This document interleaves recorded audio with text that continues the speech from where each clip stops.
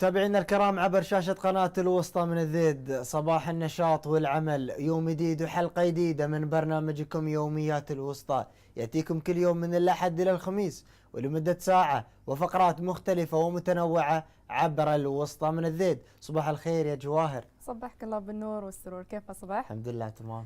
أصبح أيضا على مشاهدينا الكرام. أكيد لا شك. صبحكم الله بالخير والنور والسرور، أصبح عليكم وصبح على طاقم العمل ومن قناتكم التي تهتم بإبراز بيئة وتراث وطبيعة حياة أبناء المنطقة لتعكس الهوية الثقافية وتنقل إنجازات وتطور المنطقة الوسطى من إماراتنا الباسمة. أعزائي المشاهدين، بنكمل معاكم فقراتنا المتنوعة والمختلفة، ولكن خلونا نطلع على الفاصل وراجعين لكم.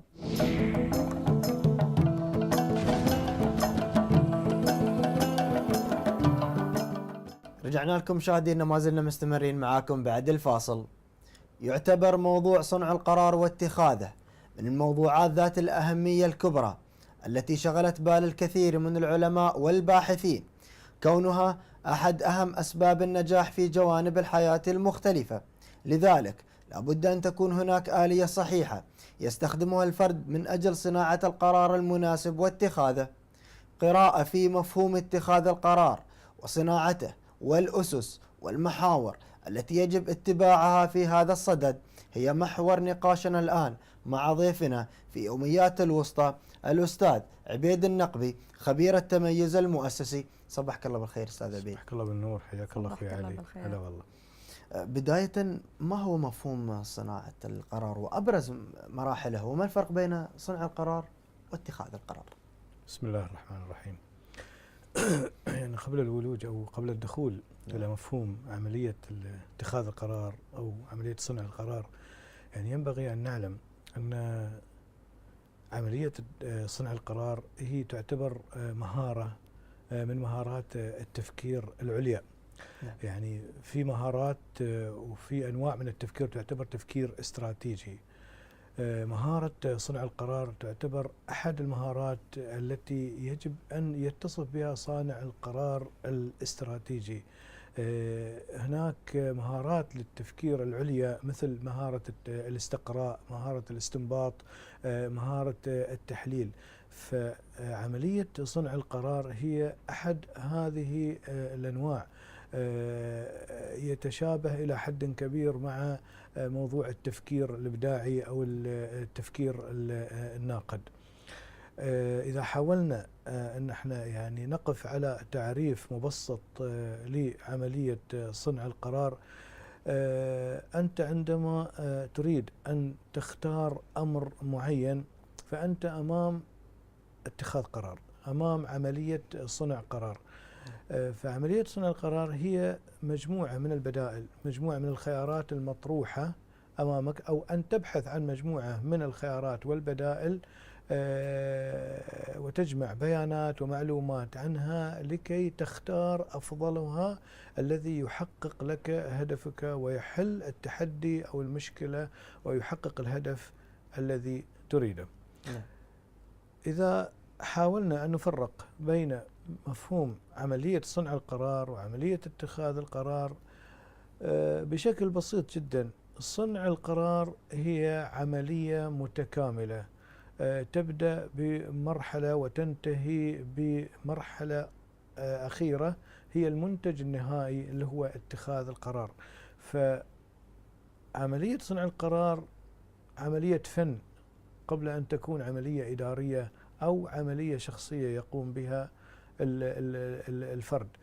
فن صناعة القرار تتطلب مهارات، تتطلب أن يكون هذا القرار متأني، يبدأ بمراحل تشخيص وتحديد دقيق للمشكلة وينتهي بمنتج نهائي اللي هو اختيار البديل المناسب اللي احنا نسميه القرار المناسب. نعم. جميل أستاذ عبيد، لو نتكلم عن أهم اتخاذ القرار التي يجب أن يتحلى بها الشخص. طبعا موضوع التجارب وموضوع الخبرات هذا عامل مهم جدا في مسألة أن نتخذ القرار المناسب والقرار الصحيح. الممارسة جانب مهم في ناس طبعا لها من التجارب والممارسات والخبرات التي تمكنها من عملية صنع القرار الصحيح وإخراج المنتج النهائي الذي يوائم المشكلة التي أمامه. لذلك هناك عوامل يجب أن تكون متوفرة لكي ينتج القرار الصائب والقرار المناسب لحياتنا، واللي يكون عادة قرار مصيري. من أهم هذه العوامل مدى توفر معلومات. أنا لما أريد أني أنا أصنع قرار يجب أن تكون عندي معلومات متوفرة حول هذه المشكلة أو حول الجانب الذي أنا أريد أن أصنع فيه قرار. مدى توفر كمية من المعلومات ومدى شح هذه المعلومات يؤثر في عملية صنع القرار. أيضا التوقيت القرار، هل هو توقيت سريع أو هل أنا عندي الوقت الكافي للعملية المتأنية لصنع القرار؟ لأن مثل ما تعرفوا أحيانا في بعض القرارات تعتبر قرارات روتينية سريعة. الآن أنا أمام مفترق طرق في الشارع، يا أختار يمين يا أختار يسار، ما عندي حل آخر. فهنا يجب أن أتخذ، لأن في سيارات وراي، فإذا ما اتخذت القرار في هذه اللحظة لأن أنا غلطت في الدرب أو أخطأت في الطريق، فإذا ما اخترت القرار في هذا الوقت بناء على مثلا خبرات سابقة وبناء على مثلا تصور معين أو حدث معين، فأنا هني راح أسبب كارثة طبعا. صحيح. فلذلك عامل الوقت عامل مهم جدا. فإذا توقيت اتخاذ القرار هذا جانب مهم أيضا. العوامل الداخلية المحيطة، مثلا أنا في البيت أبغى أتخذ قرار في الأسرة، العوامل البيئية المحيطة الداخلية في البيت، والعوامل الخارجية اللي هي أيضا تأثر علي وتضغط علي من خارج البيت أيضا. وكذلك ما ينطبق على البيت وينطبق على الجانب الشخصي ينطبق على المؤسسة أو المنظمة التي أنا أعمل بها. فالظروف التي تؤثر على هذه المنظمة، أحيانا مدير الشركة أو صاحب العمل أو مدير القطاع أو المنظمة هذه مطلوب منه أن يتخذ قرار معين، لكن في ظروف قاهرة أو ظروف اقتصادية أو مثلا سياسية أو اجتماعية تؤثر وتضغط على هذه المنظمة في هذا الوقت. فلذلك عامل التوقيت عامل مهم، وعلى الظروف البيئية المحيطة عامل مهم، والمعلومات ومدى توفرها ومدى شحها. كذلك العامل النفسي، الشخص نفسه أحيانا هل هو متوتر، هل هو معصب في هذه اللحظة اللي يتخذ فيها قرار، أم هو شخص هادي.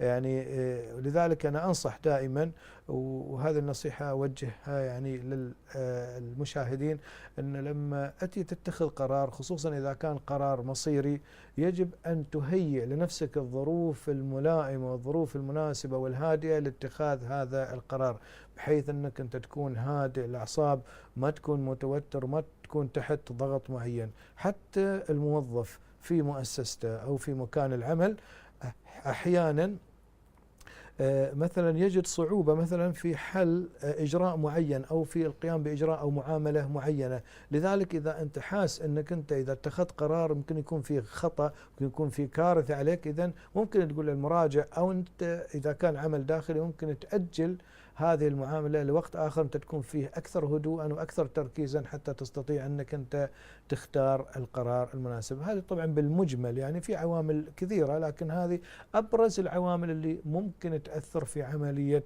صنع القرار. فهذه العوامل مثل ما هي عوامل مساعدة ممكن تكون عوامل معيقة أيضا لعملية صنع القرار. دائما أستاذ عبيد يقولون إذا الشخص كان معصب لا يتخذ أي قرار، وأيضا إذا كان فرحان لا يتخذ أي قرار. طبعا يكون دائما لازم يكون هادي. طبعا يعني إذا حتى موضوع صحيح يعني جانب مهم جدا أيضا أنت الأخت جوار ذكرتينا فيه، اللي هو أيضا فعلا مو بشرط أن الإنسان أيضا لما يكون معصب ممكن يتخذ، حتى لما يكون فرحان. صحيح. لأنه الفرح أحيانا مرتبط بالعاطفة ومرتبط بالأهواء ومرتبط بلحظة آنية. فإذا أنا اتخذت قرار مثلا في لحظة الفرح هذه قد أندم عليه فيما بعد. صحيح. أنا يا ليتني ما اتخذت هذا القرار. لأنه القرار العقلاني يجب أن يبنى على العقل، ويجب أن يبنى على المنطق، ويجب أن يبنى على توفر معلومات وبيانات معينة، خصوصا بالنسبة مثل ما قلت لكم للقرارات التي تعتبر قرارات مستقبلية أو قرارات تؤثر على هذا الفرد في المستقبل. صحيح. استاذ عبيد، تكلمت طبعا اكيد عن الجانب من العوامل كثيره، ولكن المهارات، هل لازم اكون انا مثلا متخذ قرار ندمت عليه مثل تجربه سابقه؟ نعم، أنا مثل ما قلت لك الأخ علي، يعني الخبرات والتجارب تلعب دور مهم في عملية اتخاذ القرار. طبعا الإنسان المتنور والإنسان المتعلم أو الإنسان اللي مدرك وواعي نعم. يتخذ القرار الواعي والقرار المدرك. أما الإنسان الذي لا يتمتع بجوانب معرفية، لذلك المعرفة هنا جانب مهم جدا، فمن أهم المهارات التي يجب أن يتمتع بها متخذ القرار اللي هو جانب المعرفة والمهارة المعرفية. يجب أن تتمتع بقدر عالي من الاطلاع وسعة الأفق حتى تستطيع أن تتخذ القرار الصائب. أيضا أن تكون إنسان مشارك، نعم. يعني وتشاور الآخرين وتأخذ آرائهم، ما تكون إنسان يعني متحكم أو مسيطر في قرارك. لذلك إشراك الآخرين والديمقراطية في أخذ آراء الآخرين هذه من المهارات. أنت إنسان تكون إنسان ديمقراطي، تشرك الآخرين في عملية صنع القرار، فهذه إحدى المهارات. لأن القرار اللي يصدر عن فرد أفضل ولا القرار اللي يصدر عن جماعة؟ طبعا القرار اللي يصدر عن جماعة، لأنه بيكون يعني أكثر وجهة نظر. بس نعم. بس استاذ عبيد، يعني راح في النهايه مثلا اذا انا اخترت مثلا طريق التجاره، نعم، وخسرت، وكل الاغلبيه يقول لك اعمل هذه التجاره راح تتوفق فيها، ولكن ما صار نصيب، العاتق وين رجع؟ على الفرد. ما هو هني أستاذ علي، أنا لما أدخل الآن في تجارة، نعم. إذا أنا مثلا ما لي أي خبرات في التجارة، شو اللي لازم أسوي؟ لذلك إحنا ما تكلمنا عن مراحل صنع القرار. أول مرحلة في عملية صنع القرار تحديد المهمة التي أنا أمامها، نعم. تحديد الهدف اللي أنا راح أسعى له، تحديد المشكلة، تشخيصها بدقة. هذه المشكلة اللي قدامي شو نوعها؟ كيف يمكن أنا أعالجها؟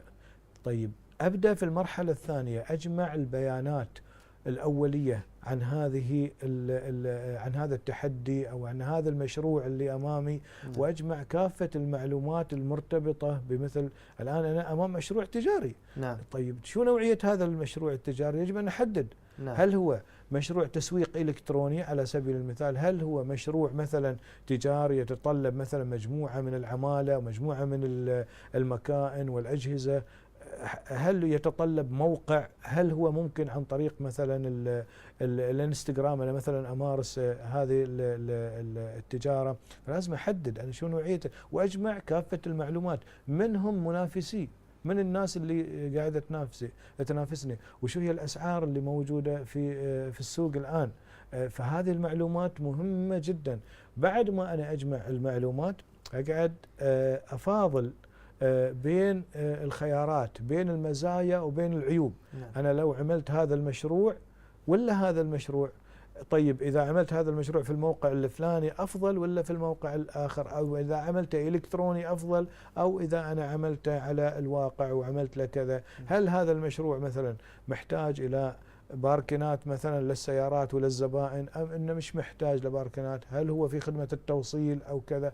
هل هو يتطلب موردين من الخارج، أم أنا عندي موردين مثلا محليا؟ فهذه البيانات أنا أقعد أفاضل فيما بينها وأقيم الإيجابيات والسلبيات، ثم أختار البديل الأنسب واللي أعتقد أنه راح يحقق لي الهدف اللي أنا أصبو إليه. لذلك أنا ما أنصح بموضوع المخاطرة. لذلك القرار الذي يتخذ بدون معلومات هذا يعتبر قرار مخاطرة. لذلك أنا يجب أن يكون عندي الأرضية المناسبة للبناء، وهذه المعلومات تعتبر أرضية خصبة لبناء شجرة مثمرة ومشروع ناجح. جميل. أستاذ عبيد، كيف تقيم أهمية الحوار والنقاش وتأثير على عملية اتخاذ القرار الناجح؟ نعم، إشراك الآخرين دائما، مثل ما تكلمت مع أخوي علي وتكلمت معكم الآن، إشراك الآخرين يساعد في عملية إنجاح القرار، وأن القرار يستوفي جميع الجوانب، لأن الإنسان قاصر عن إدراك صحيح. جميع الأمور والإحاطة بجميع الأشياء. فمعرفتي أنا قد تكون ناقصة، تكملها معرفة الآخرين اللي يبنون على أفكاري، ونطلع بقرار متكامل يحقق الفكرة ويحقق الهدف ويلبي التوقع ويتلافى أي ثغرات مستقبلية أو أي انحرافات مستقبلية في الحل.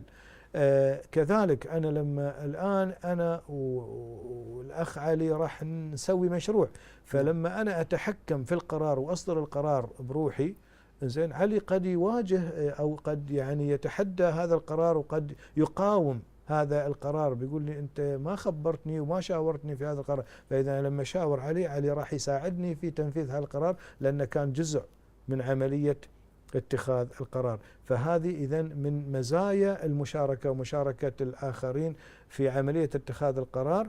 أول شيء أنه يستوفي جميع الجوانب والإحاطة بجميع الجوانب. الشيء الآخر أن مشاركته لي راح تحفزه أنه ينفذ القرار ويساعدني في تنفيذ هذا القرار، ويكون متشجع ومتحفز لتنفيذ هذا القرار، لأنه هو جزء من المشاركة في عملية صنع القرار. يعني أستاذ عبيد، الشخص هو ياخذ آراء الآخرين ولكن القرار يعود له في النهاية، صحيح؟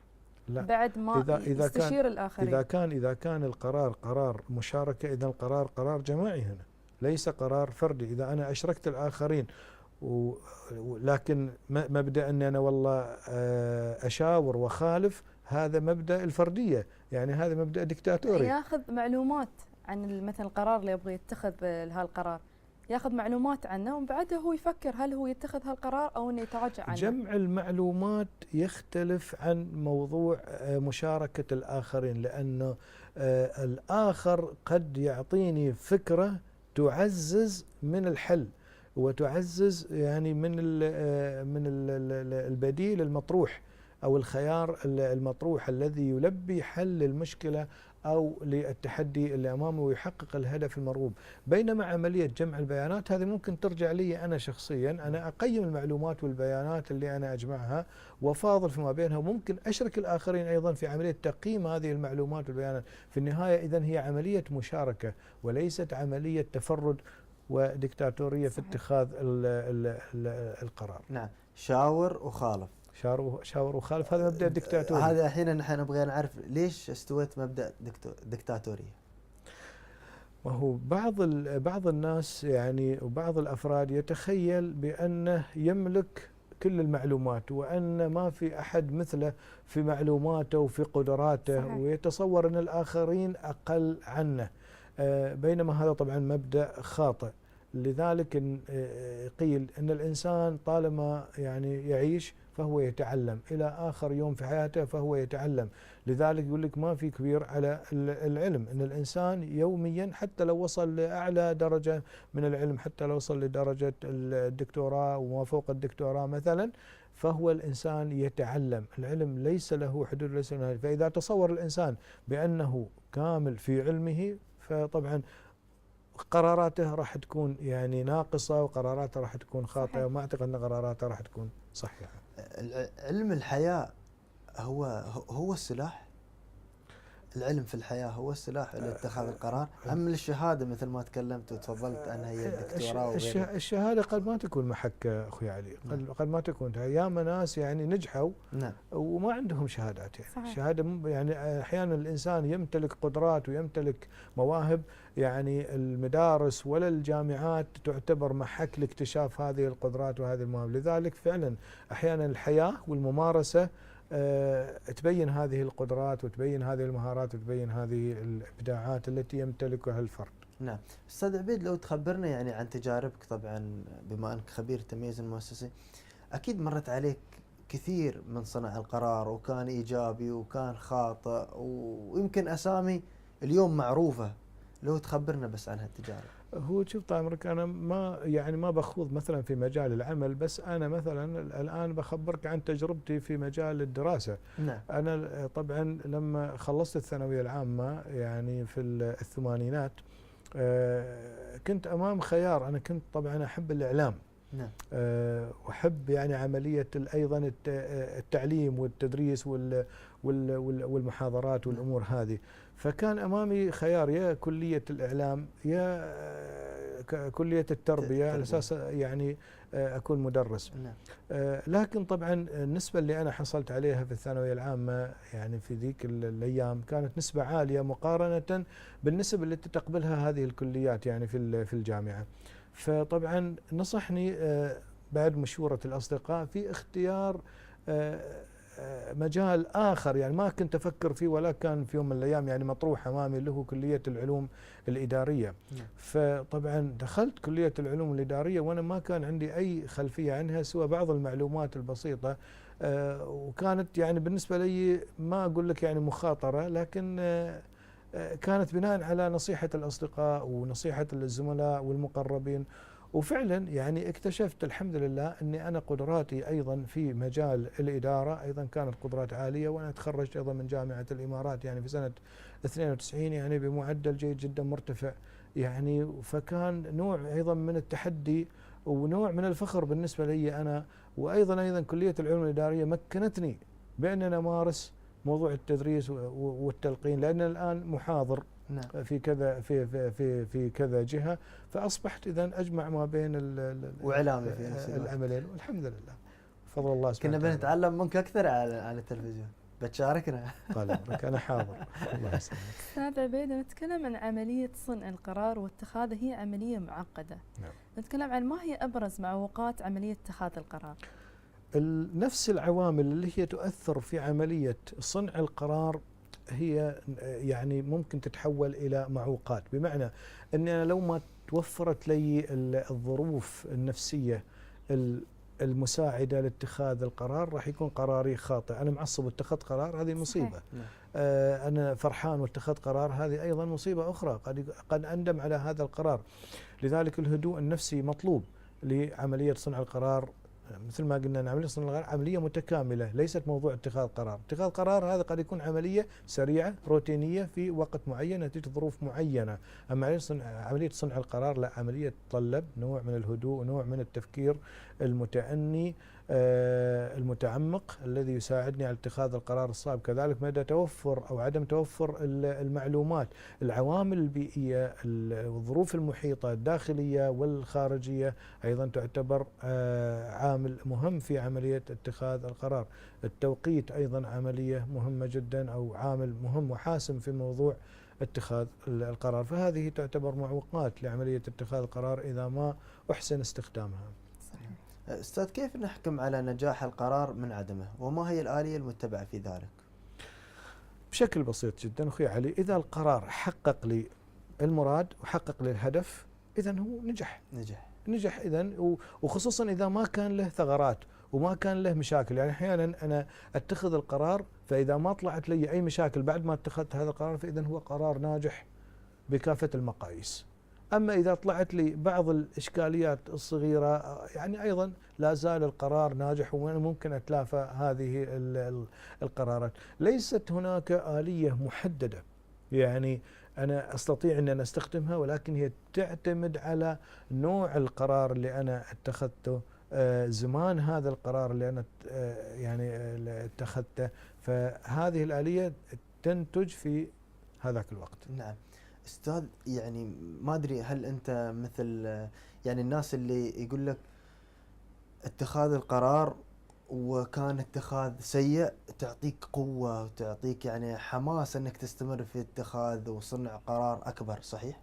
هو ممكن يعني ناخذها بجانب آخر. نعم. أن أحيانا الفشل في اتخاذ القرار قد يكون محفز للاستمرار يعني في أن أنا أتخذ القرار الصحيح. هنا نرجع ل أيضا تعليقك أو سؤالك في موضوع التجارب والممارسات.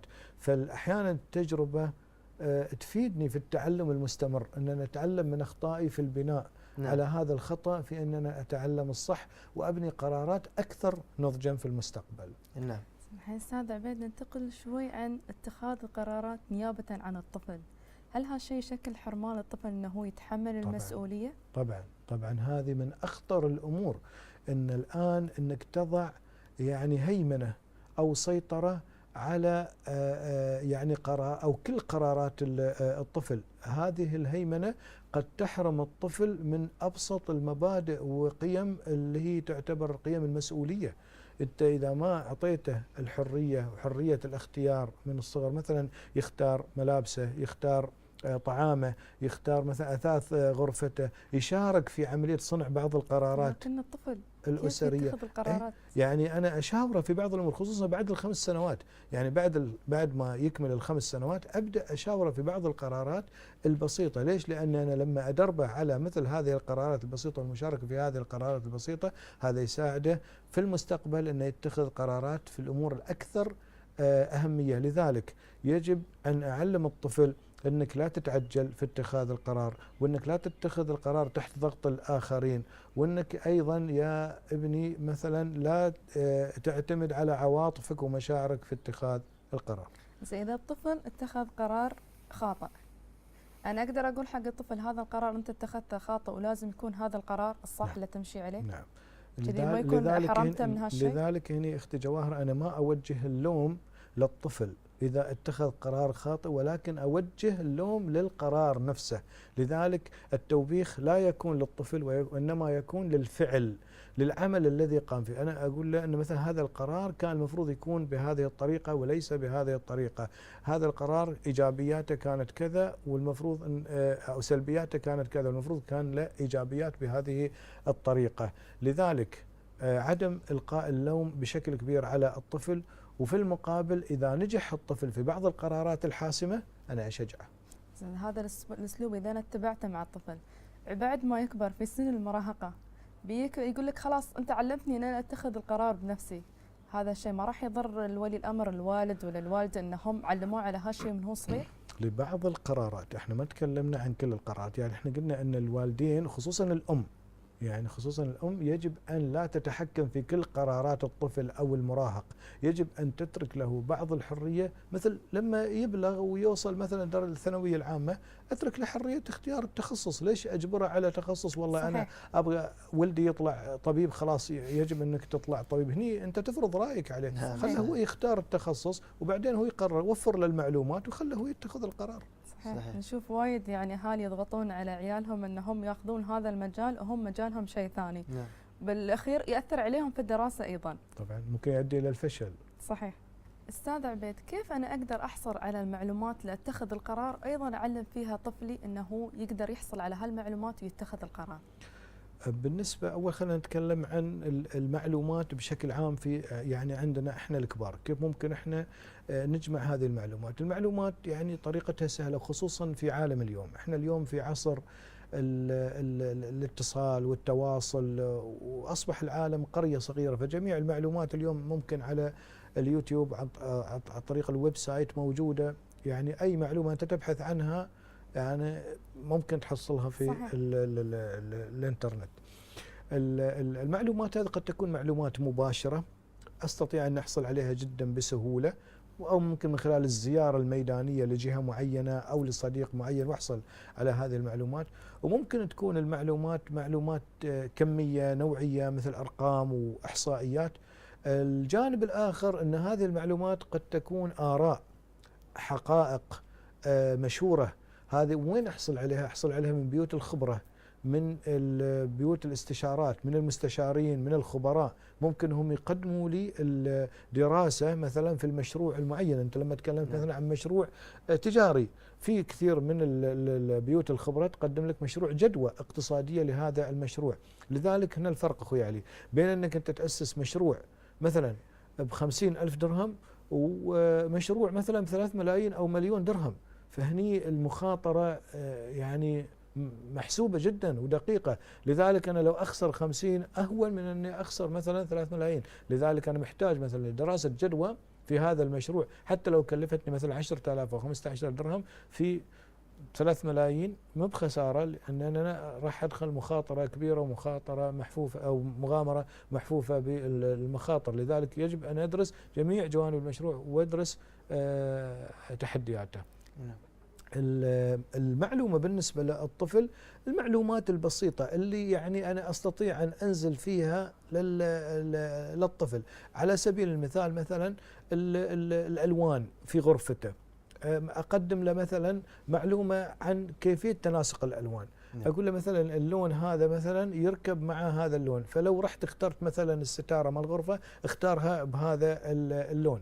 المعلومات الغذائيه، أنا لما اجي اقدم له مثلا معلومات غذائيه، لما اروح اشتري مثلا علبه التونه على سبيل المثال من المحل، اقول له مثلا ان السمك المحفوظ بالماء افضل، الماء والملح افضل من السمك المحفوظ مثلا بالزيت، لان الزيت مثلا فيه نسبه كذا ويضر بهذا كذا. فانا الان اصبح ادربه على عمليه الاختيار وعلى عمليه صنع القرار. حتى بالنسبه لطريقه المذاكره، لما انا اهيئ له طريقة المذاكرة، لما أشوفه قاعد على السرير ويذاكر أقول له لا تعال اقعد جرب، بس اقعد على الكرسي، وكيف أنت لما بتقعد على الكرسي والمكتب أنه هذه العملية راح تكون مريحة لك، ولما تشغل الإضاءة عينك راح ترتاح. فهنا أنا أبدأ، ترى هي أمور بسيطة جدا. صحيح. احنا ندرب فيها الطفل على عملية صنع القرار الآن حتى يستطيع أن يتخذ قرارات أكثر أهمية في المستقبل.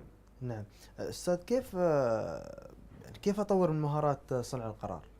بالممارسة، على قد ما أنت تستطيع أنك تتأنى في عملية صنع القرار وتاخذ هذه المراحل، يعني مثلا تبدأ بتحديد المشكلة وتشخيصها وتقييمها، ثم تبحث عن البدائل والخيارات المتاحة أمامك لحل هذه المشكلة.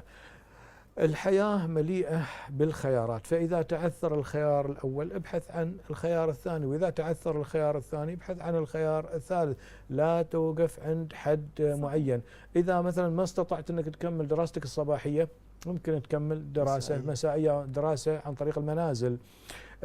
إذا مثلا ما استطعت أنك تدخل جامعة معينة، ممكن تدخل التعليم عن بعد مثلا، أو مثلا إذا ما استطعت أنك تلتحق بالوظيفة الفلانية لأنها تتطلب مؤهلات أخرى، ممكن تساعد نفسك وتدخل في وظيفة تقبل فيها مؤقتا إلى أن تمكن نفسك أنك تدخل الوظيفة الأخرى الأكثر طموحا. فلا تقف عند حد معين. لذلك عملية صنع القرار هي عملية ممارسة أكثر منها مثلا قراءة، وأكثر منها يعني تعلم من الآخرين. ممكن أتعلم من الآخرين، بس قضية الممارسة وقضية التدريب في اتخاذ القرار هذا جانب مهم لتطوير عملية صنع القرار. ونحن هنا نؤكد على أن العملية العلمية هي عملية صنع القرار وليس عملية اتخاذ القرار، لأن اتخاذ القرار مثل ما قلنا هو المرحلة النهائية في عملية صنع القرار. أستاذ عبيد، قبل أن ننهي معك هالفقرة، نصيحة توجهها لمشاهدينا على صناعة القرار واتخاذه. أنا أنصح دائما في سياق حديثنا تكلمنا عن موضوع أن عملية صنع القرار عملية ذكية متأنية. يجب أن يتأنى الإنسان دائما في عملية صنع القرار، وخصوصا إذا كانت هذه القرارات قرارات حاسمة وقرارات مستقبلية. القرار البسيط الروتيني أنا ممكن ما أندم عليه، مثل يعني قرار شراء سلعة معينة. أنا لما أشتري كاميرا مثلا ب200 درهم، هذا قرار بسيط يعني ممكن ما أخسر فيه، مثل لما قرار أبني منزل يكلفني مثلا 2,000,000 درهم، فهني القرار يعتبر قرار مصيري. حتى قرار الزواج واختيار شريكة الحياة أو شريك الحياة للطرف الآخر يعتبر قرار مصيري. اختيار الدراسة، أيضا اختيار نوع الوظيفة، هذه تعتبر قرارات مستقبلية وقرارات مصيرية. لذلك يجب الإنسان أن يدرس الخيارات المتاحة، يجمع المعلومات عن هذه الأمور حتى يستطيع أن يختار ويصنع القرار الأفضل. نعم، نشكرك طبعا أكيد أستاذ عبيد النقبي خبير التمييز والمؤسسة على تواجدك معنا. شكرا لك. شكرا لك. عفوا. مشاهدينا ما زلنا مستمرين معاكم، فاصل ونواصل.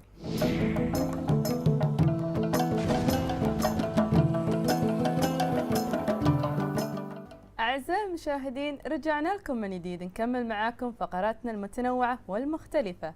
البشرة المشرقة هي سر من أسرار الجمال، كما أنها تلفت الأنظار دائما، وكلما زاد الاهتمام بها فإن ذلك يزيد من جمال الشخص. لذلك يجب العناية بها وتنظيفها وترطيبها باستمرار، والاهتمام بها بشكل دائم ومستمر. أنواع البشرة ومشاكلها وكيفية الحصول على بشرة آمنة وصحية موضوع فقرتنا الآن مع الدكتورة جمانة مطر، أخصائية تجميل. صباح الخير دكتورة. صباح الخير. كيف أصبحتي؟ نورتينا دكتورة. بوجودك. طبعا موضوع جدا مهم بالنسبة لنا نحن النساء أكثر من الرجال. والله حتى صار الشباب كمان بيهتموا. صحيح.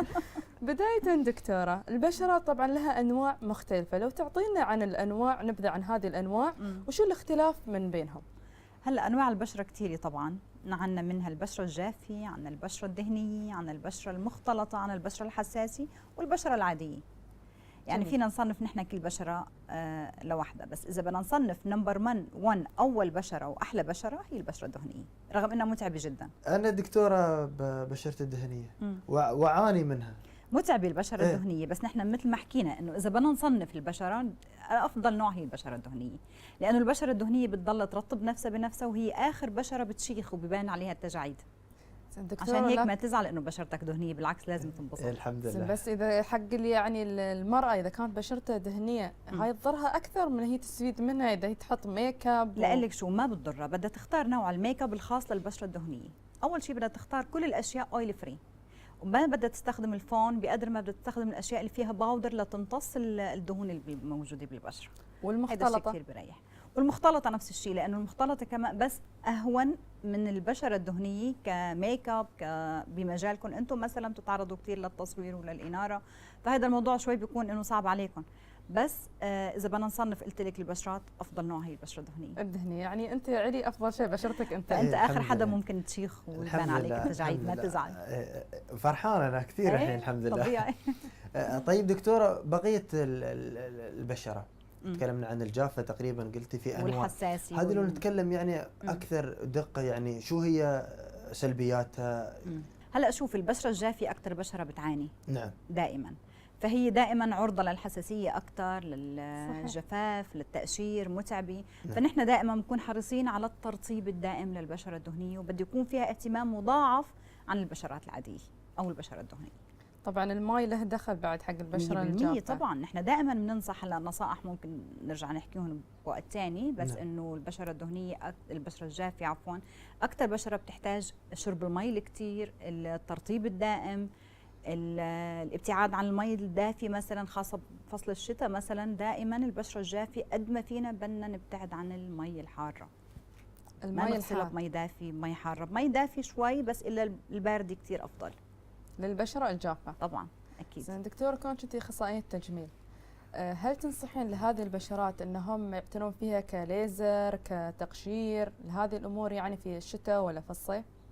لا هلا اذا بدنا نحكي عن التقشير بالصيف اكيد لا، ما بنصح ابدا فيه. نحن دائما هلا انا عندي مرضى كثير بيجوا بدهم تقشير، بس انا دائما باجلهم لغايه فصل الشتاء، لانه التقشير مع الحراره ممكن يكون له رده فعل سلبيه وما نستفيد منه بالقدر اللي نحن بنكون متخيلينه يعني. فكرمال هيك انا بنصح الكل انه لما بدنا نفوت بموضوع التقشير ننطر ليبرد الجو، ليجي فصل الشتاء نشتغل على التقشير براحتنا، بتكون خفت الحراره وخفت الشمس كمان.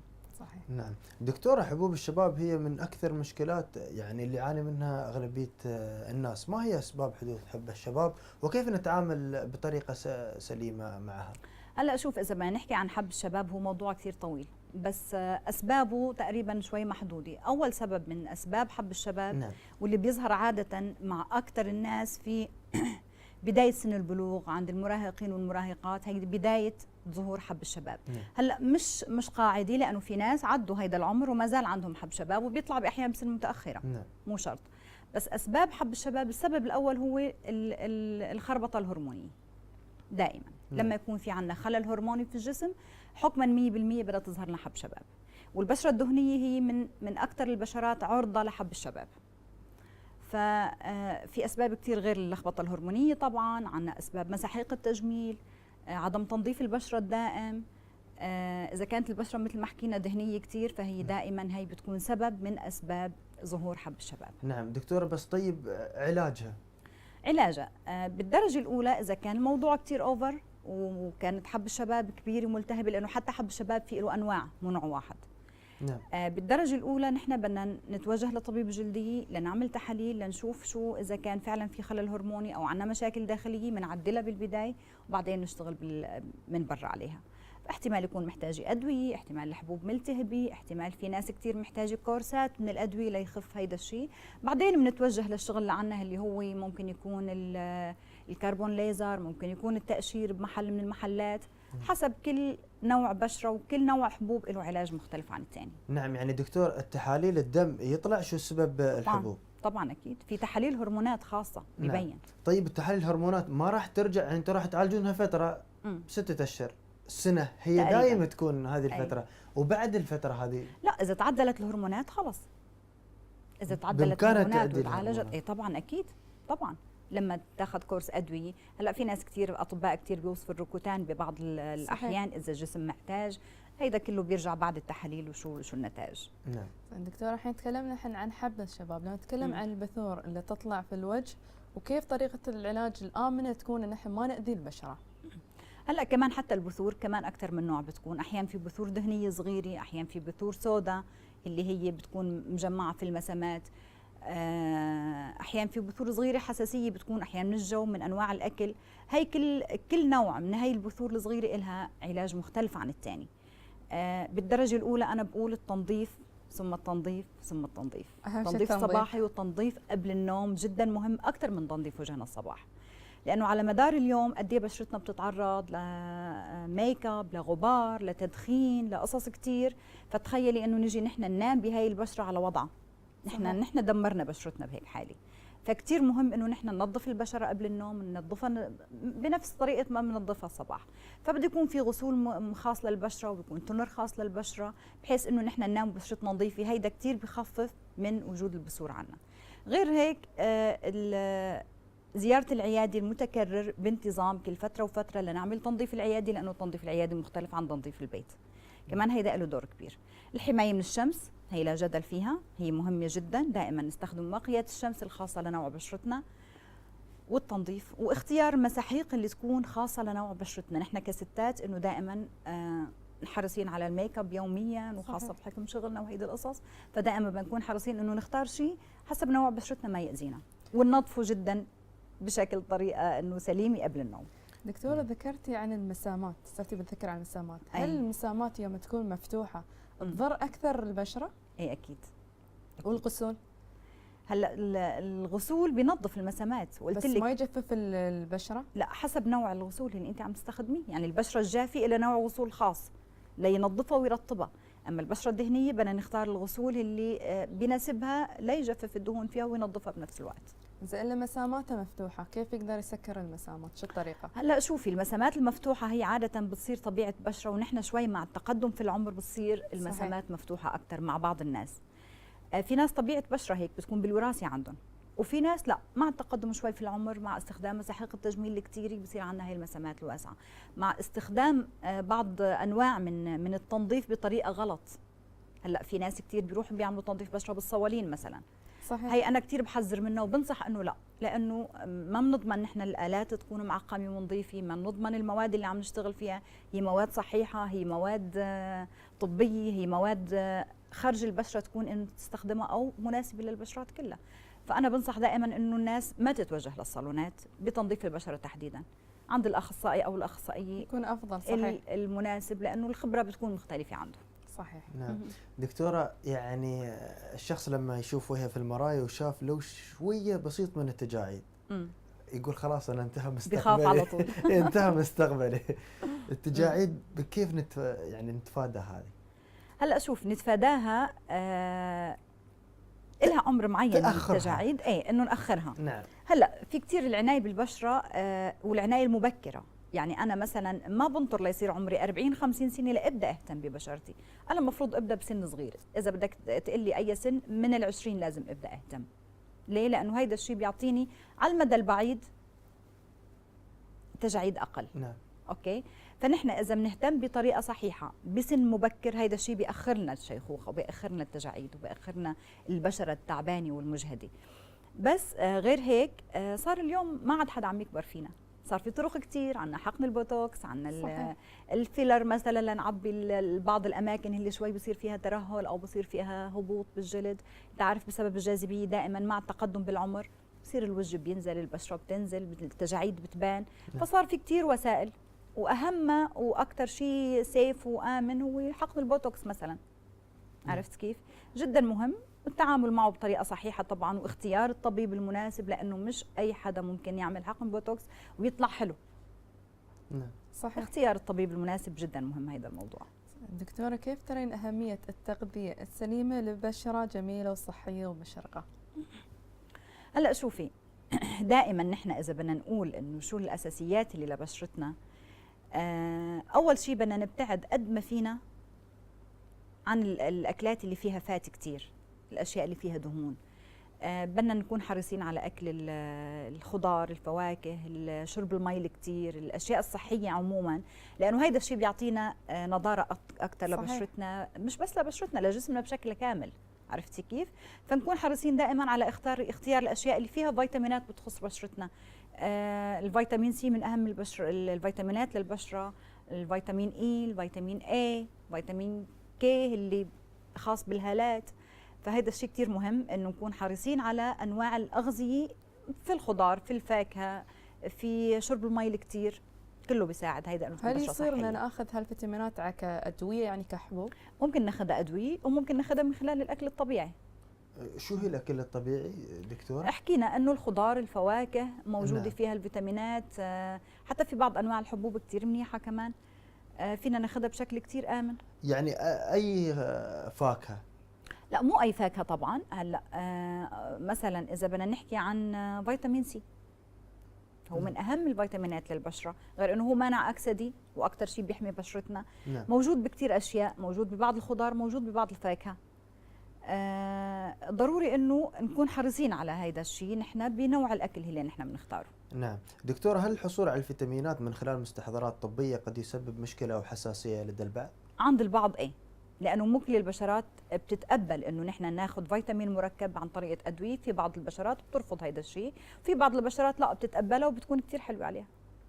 زين دكتورة، انت اسلفتي بالذكر انه يعني كميه المكياج تختلف من بشره لبشره. طبعا. زين كثره المكياج الافراط فيها، شو الاشياء اللي راح تسبب للبشره المشاكل؟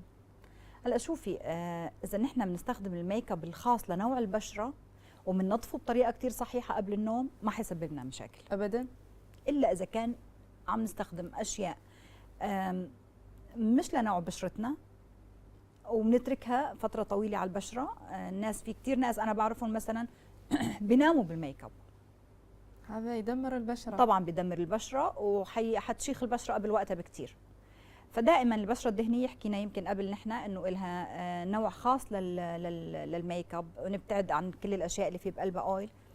البشره الجافه بالعكس، البشره الجافه لازم نستخدم لها نوع الميك اب اللي فيه اويل كثير ليرطبها عشان ما يجففها اكثر.